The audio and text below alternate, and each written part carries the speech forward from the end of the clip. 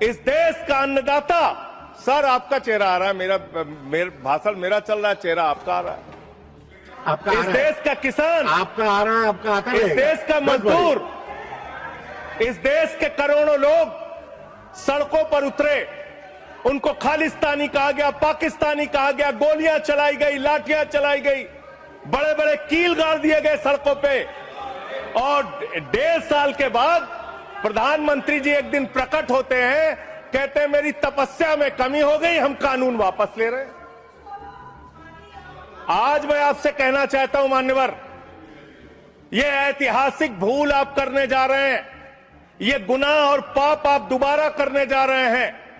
और इस काले कानून को पास करने के बाद इस देश का मजदूर सड़कों पे उतरेगा, इस देश का किसान सड़कों पे उतरेगा, इस देश का आम आदमी सड़कों पे उतरेगा, जिसके पेट और पीठ दोनों पे आप छुरा मारने का काम कर रहे हैं। यह मैं कहना चाहता हूं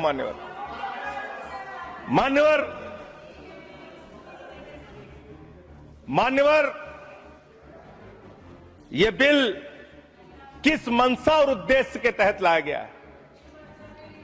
इस बिल को आपने कह दिया जी राम जी बिल है, जी राम जी बिल है। भगवान श्री राम का नाम लेके कितना गुनाह आप अपना छिपाना चाहते हैं, कितना गुनाह छिपाना चाहते हैं? राष्ट्रपिता महात्मा गांधी से आपको क्या समस्या है मान्यवर?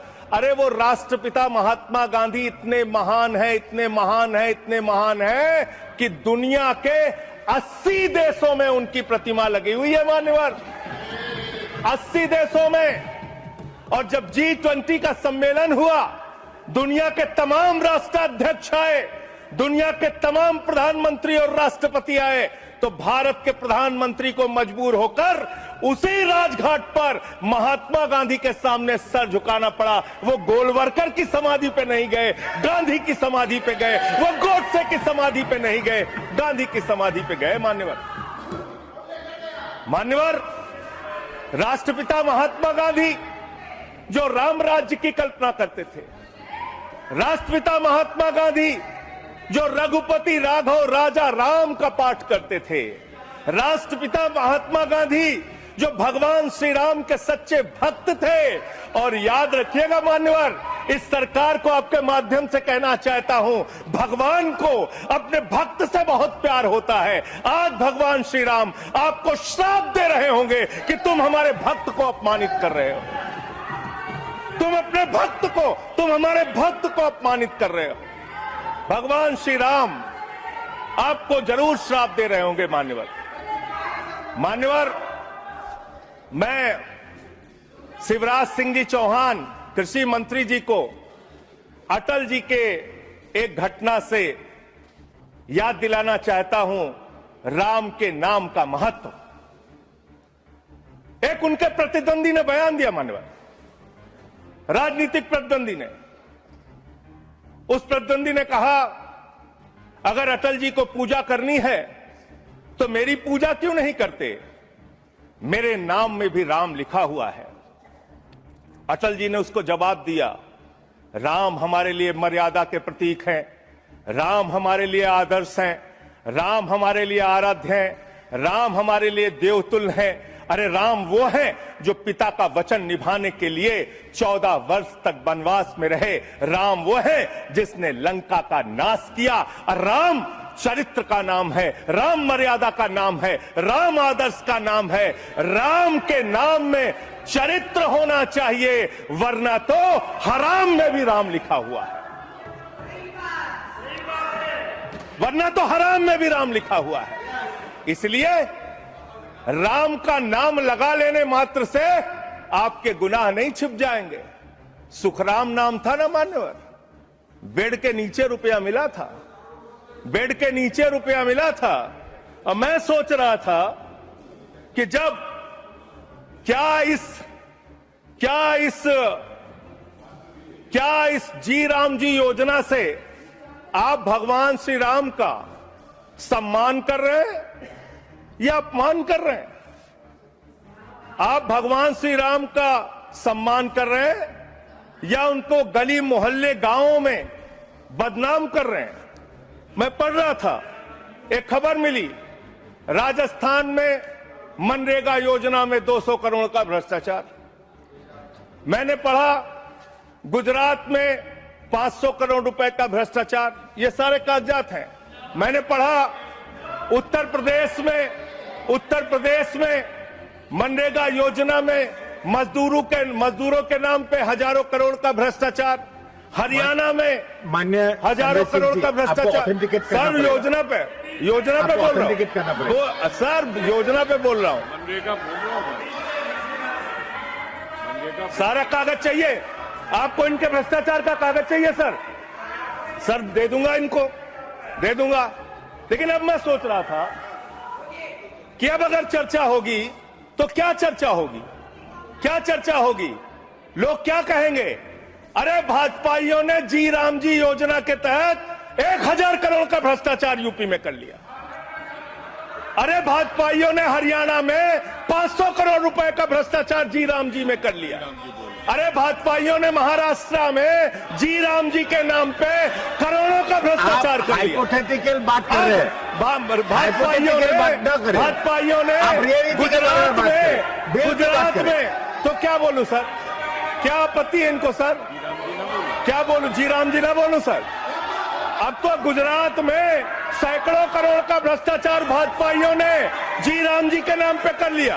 पूरे देश में, गांव में बिल पास नहीं हुआ है। विधायक इनके बीजेपी के विधायकों ने जी राम जी योजना में भ्रष्टाचार कर लिया। तो ये आप राम को सम्मान दे रहे हैं कि राम को अपमानित कर रहे हैं? आप राम को अपमानित कर रहे हैं। अरे बैठ जाओ, चंदा चोरी की है तुम लोगों ने, बैठ जाओ, चंदा चोरी की है तुमने भगवान श्री राम के नाम पे चंदा चोरी की है। बैठ जाओ, नहीं जाएगा। बैठ जाओ। It's not going on. मानवर देखिए, हमारा समय खा रहे हैं सर ये लोग। मानवर, एक लाइन मुझे याद आती है, इस बिल को पढ़ने के बाद। मेहनत तो करता हूं, फिर भी घर खाली है बाबूजी। मेहनत तो करता हूं, फिर भी घर खाली है बाबूजी। मिट्टी के कुछ दीपक ले लो, दिवाली है बाबूजी। मिट्टी के कुछ दीपक ले लो, दिवाली है बाबूजी। गरीब रूल ऑफ ऑर्डर 110 110। एक मिनट, 110 ऑर्डर सुन लेते हैं। It is the right of the member. Yes, it is the right. You are bringing everybody who is coming on the bail and he's asking all the things. No.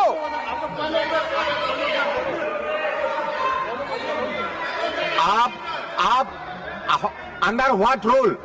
अगर bill के साथ या bill से related नहीं है और record में नहीं जाएगा तब मैं यही कहना चाहता हूं, kindly refer the scope of the debate. He is crossing, Honorable Vice Chairman Sahab, he is crossing all the limits.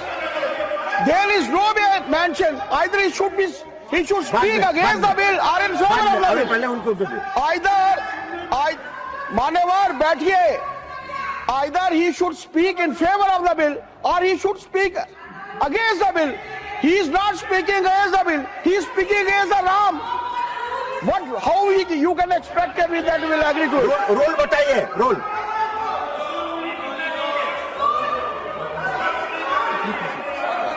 ठीक है संजय जी, कर देते हैं बोलने। Sir LOP wants to speak. जब आपने उनको अलाउ किया, एलओपी को करिए। आपका समय कम है, उनको अलाउ। आपका समय से जाएगा है? आपका समय क्यों से सर? उनका हमारे में से आपका समय पॉज कीजिए सर, पॉज कीजिए।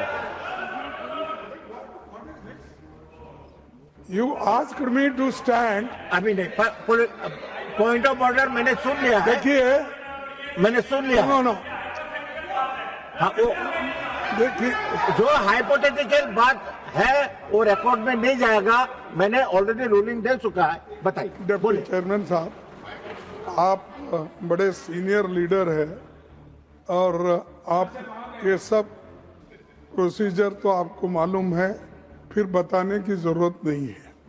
लेकिन मैं आपसे विनती करता हूं कि जब वो खामोशी से बात कर रहे हैं और क्या मार रहे हैं क्या? देखिए, वो खामोशी से बात कर रहे हैं, सुनिए। आपको अगर जचता नहीं, अगर आपको ये पसंद नहीं है तो आप उसका उत्तर बाद में दीजिए, पहले सुनिए उनका जो कहना चाहते हैं। बोले। और उदाहरण के तौर पर अब उनको बोलने दीजिए। सारी चीजें वो उदाहरण के तौर पर बोल रहे हैं और कागज सामने रख के बोल रहे हैं, इसीलिए आप उनको परमिट देना, माननीय संजय सिंह, कहना बोलिए। जरा खामोश बैठ। धन्यवाद। मान्यवर, मैं भाजपाइयों के लिए, भाजपाई मित्रों के लिए एक गाना गाना चाहता हूं कि देखो ऐ दीवानों ऐसा काम ना करो, राम का नाम बदनाम ना करो, राम का नाम बदनाम ना करो। इस जी राम जी योजना के नाम पे पूरे देश में आप लोगों का जो भ्रष्टाचार है, हम नहीं चाहते कि वो हमारे आराध्य भगवान श्री राम के साथ जुड़े। आप वो भ्रष्टाचार, वो चोरी, वो सारे कुछ लूटखोरी वो जोड़ना चाहते, कमीशन खोरी राम जी के नाम से, राम जी के नाम से जोड़ना चाहते हैं। लेकिन मैं क्या करूं मान्यवर, मैं तो कह रहा हूं, आप फिर आ गए मान्यवर, हम लोगों को। हाँ तो मान्यवर हम तो कह रहे हैं, देखो ऐ दीवानों ऐसा काम ना करो, राम का नाम बदनाम ना करो। लेकिन हमारे भाजपाई मित्र कह रहे हैं राम राम जपना पराया माल अपना, राम राम जपना पराया माल अपना। इनका ध्यान लूटखोरी और भ्रष्टाचार में लगा हुआ है। इस कानून में क्या लिखा हुआ है मान्यवर? इस कानून में लिखा हुआ है, इस कानून में लिखा हुआ है मान्यवर, इसमें लिखा हुआ है कि 40% हिस्सा राज्य सरकारें देंगी, 60% हिस्सा केंद्र सरकार देगी।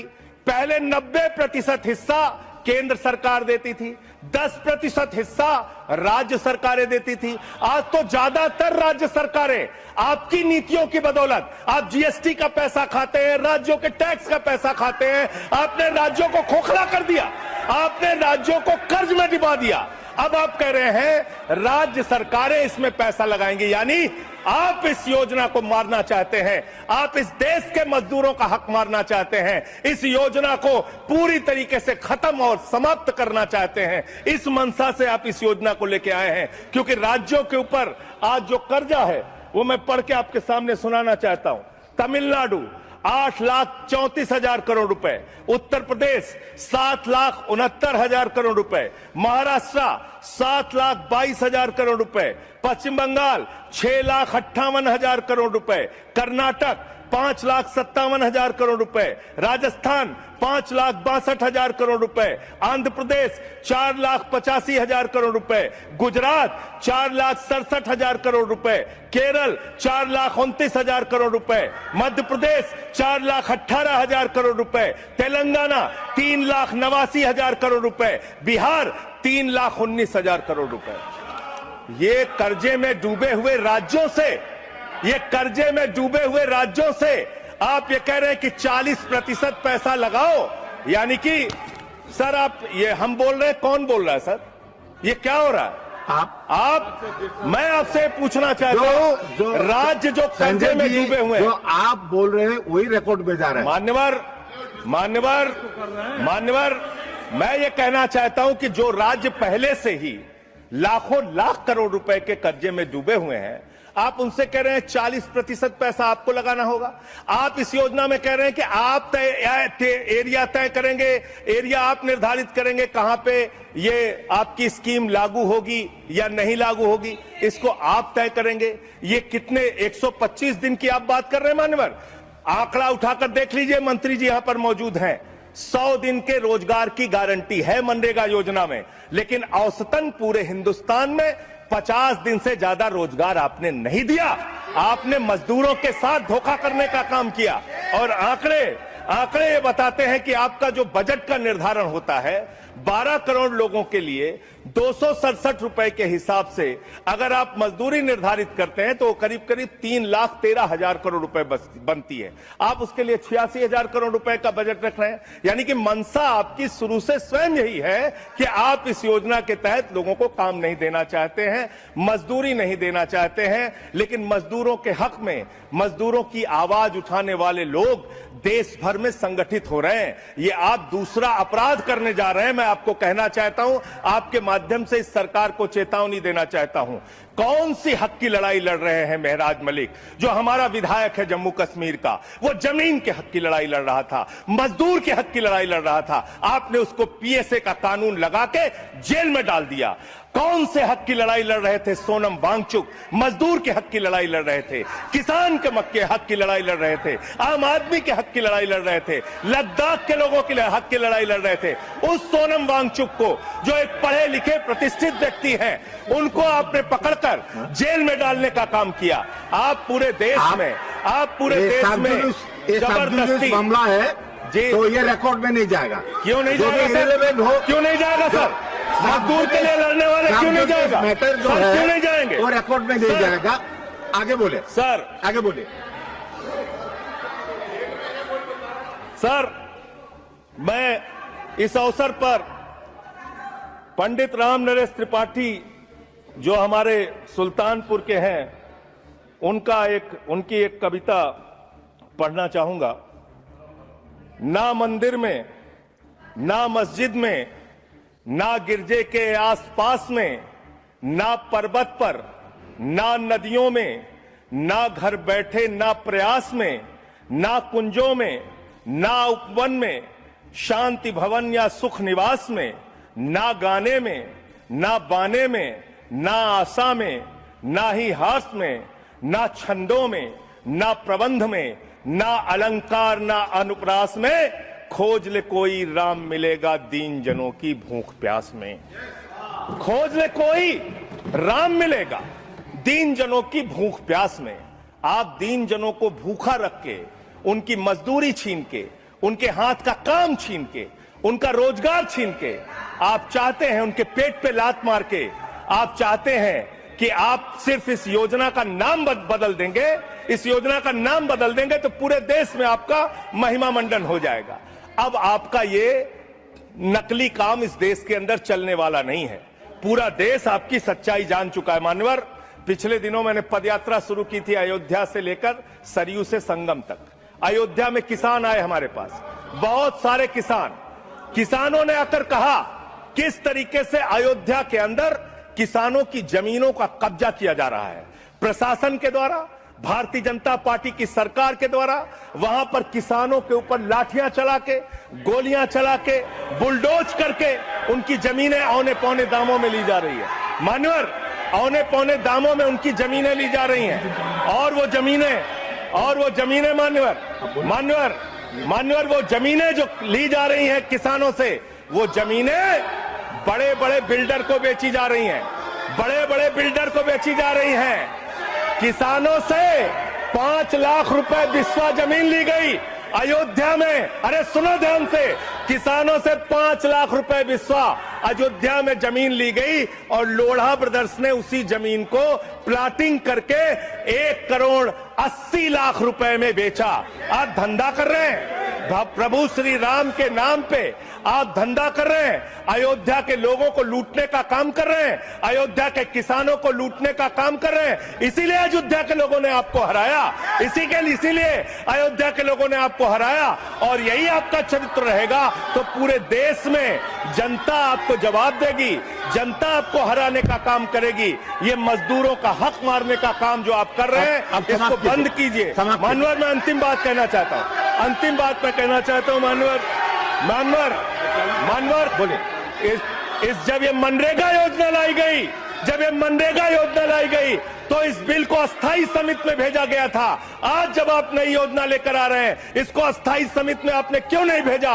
क्या आप छिपाना चाहते हैं? क्या आपकी मंशा है? ये आप बताइए। और अंत में इन्हीं लाइनों के साथ कि हम मेहनत कश इस दुनिया से जब अपना हिस्सा मांगेंगे, एक बाग नहीं, एक खेत नहीं, हम सारी दुनिया मांगेंगे, हम सारी दुनिया मांगेंगे। धन्यवाद। इस देश का मजदूर आपके खिलाफ खड़ा होगा, अपनी आवाज को बुलंद करेगा। इंकलाब जिंदाबाद, इंकलाब जिंदाबाद, वंदे मातरम, वंदे मातरम, जय श्री राम, जय श्री धन्यवाद, राम, धन्यवाद। जय श्री राम। कोई श्री राम का नाम श्रीमान नहीं